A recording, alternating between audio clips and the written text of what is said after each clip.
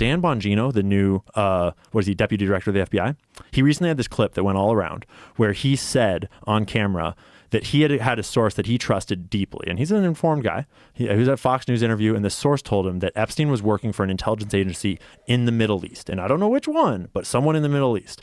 And to be fair, we all already knew this. We already know who he worked for. At least I think so. But I'm looking at, okay, Dan, so if this giant group of Jewish billionaires is running a sex trafficking operation targeting American politicians and business people and stuff, you think they're working with an Arab or Muslim nation in the Middle East? Like, you think that Leslie Wexner is devoting his entire life to philanthropies on behalf of Israel, but then he's going to work for Saudi Arabia when he's doing this trafficking ring? Right. But if someone says to him that they're all working for a country in the Middle East, knowing he knows what that means, but not specifying, doesn't he kind of have to repeat it that same way? Well, he also has to repeat it the same way because he won't get the job if he says Israel. Exactly. Because Israel has so much control over our government right now. And I'm not saying that all Jews are in on something. Clearly, internet. Thank you. Internet. And Joe is definitely not saying that. Definitely not. But the Israel's government is every bit as vulnerable to the deep state effect as the American government. But I would argue that Israel's government is way more vulnerable to it because of the people that founded Israel and the way it was founded. It was founded in a modern time, much more recently, it was a revolutionary founding. And I can totally sympathize with the Jewish desire to have that state. Like, I get it. But because of the way that happened, the people that founded Israel were a bunch of organized crime figures in America, the Jewish mob, that were helping with money and with arms trafficking to get the guns there because they had to have guns.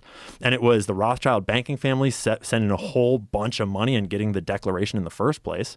And then the people that were there, the three different organizations, the Irgun, the Lehi group, and the Haganah, those were the three paramilitary groups that fought to found Israel, and they're like the heroes of Israel, which I understand the narrative that they're heroes, but when Israel was officially founded, they officially designated Irgun and Lehi as terrorist organizations because they had been bombing civilians. They'd been bombing British civilians. The first official act of terror before they changed the definition was the bombing of the King David Hotel, where these terrorists, these Lehi and Irgun terrorists, a bunch of different groups, the guy who planned that bombing later became the prime minister of Israel.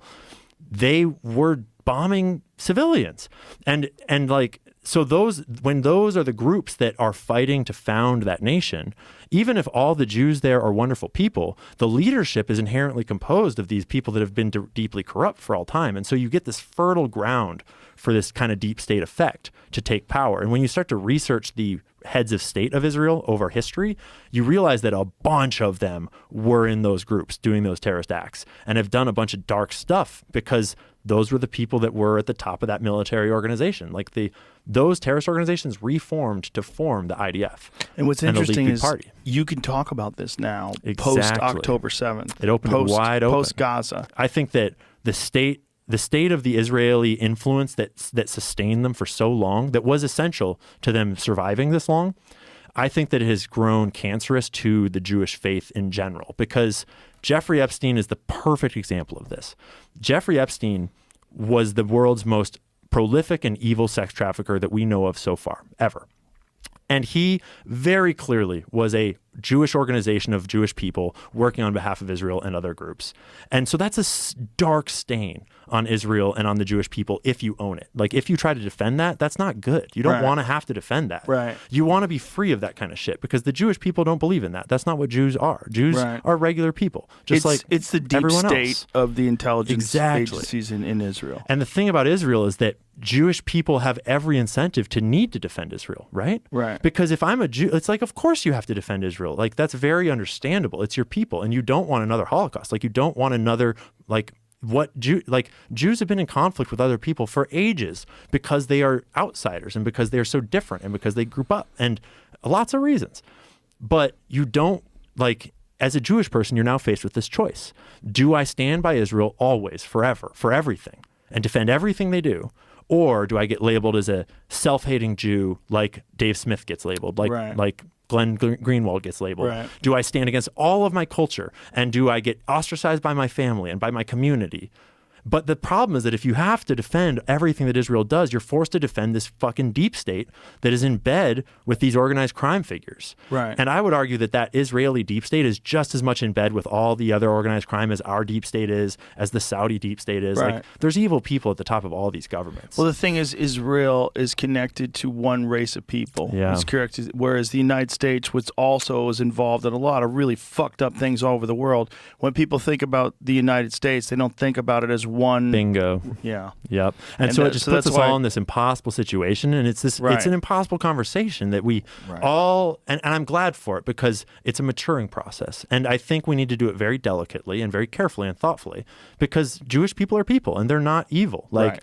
but there are evil Jewish people and there are evil American people and there are evil Absolutely. Saudi people. And it's just, that's the way it is. Well said. Right. And, Well said. And so I welcome the conversation, but unfortunately, the thing for me, fortunately, is when I first researched it, I came across this documentary on Rumble called The Occupation of the American Mind, which is a very well put together documentary that is mostly Jewish people speaking about the history of Israel and about how they realized in the 80s when there was this specific operation where they wound up bombing this refugee camp called Sabra and Shatila. Or a refugee camp in a place called Sabra and Shatila. And there was other bombing, like atrocities. It was like, I guess it was a massacre, it wasn't a bombing.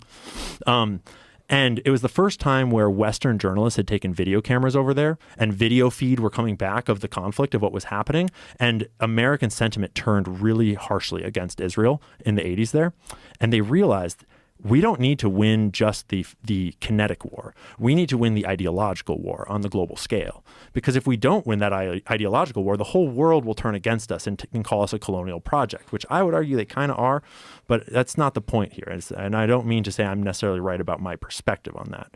But that's when they switched to a propaganda war and they started targeting the United States with propaganda. And they hired the world's top propagandists to teach Israelis and Israeli military officials and government officials how to communicate with the West and how to propagandize the West so that we would remain in the dark a little bit. That's why we have this veil and this anti-Semitism thing and this like all that. It's why you're not allowed to talk about it because it evolved over time.